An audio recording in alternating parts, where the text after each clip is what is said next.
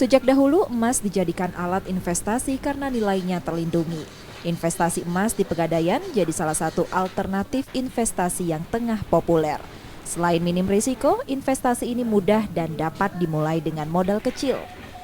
Investasi ini salah satunya lewat tabungan emas. Tabungan emas merupakan layanan pembelian dan penjualan emas dengan membeli emas logam mulia lewat fasilitas menabung. Nasabah cukup menyetor uang tunai yang akan dikonversi ke dalam gram emas batangan sesuai harga terbaru emas.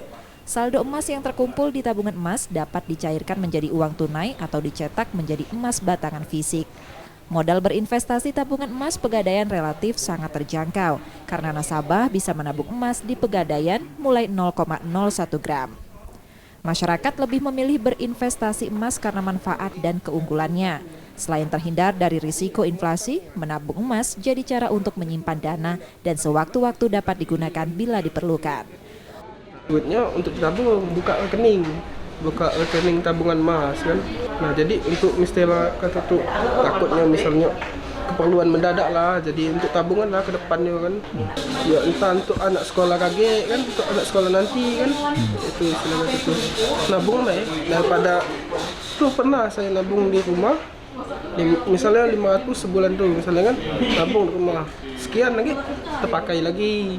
Jadi kalau di sini kan pasti nabung istilahnya itu kan. Usai Lebaran, minat warga Palembang untuk berinvestasi emas relatif meningkat. Hal itu menunjukkan kesadaran masyarakat untuk menggunakan emas sebagai instrumen investasi jangka panjang. Taruh terasi juga orang di Pentugasi nggak tahu ya kan, tapi kalau di Pegadaian itu ada outlet sendiri untuk Galeri 24. Itu menunjukkan bahwa di Lebaran ini masyarakat tetap beli emas dengan THR-nya seperti itu ya. Artinya masyarakat di Sumbaksel ini concern memang untuk beli emas mereka ya, untuk investasi secara jangka panjang seperti itu. Dan itu adalah investasi yang dikelola sendiri. Yang tertarik cukup mendatangi outlet Pegadaian terdekat. Nasabah dapat menyetor uang untuk pembelian emas baik lewat outlet Pegadaian, ATM maupun agen Pegadaian. Setiap setoran akan menambah jumlah saldo emas di rekening tabungan.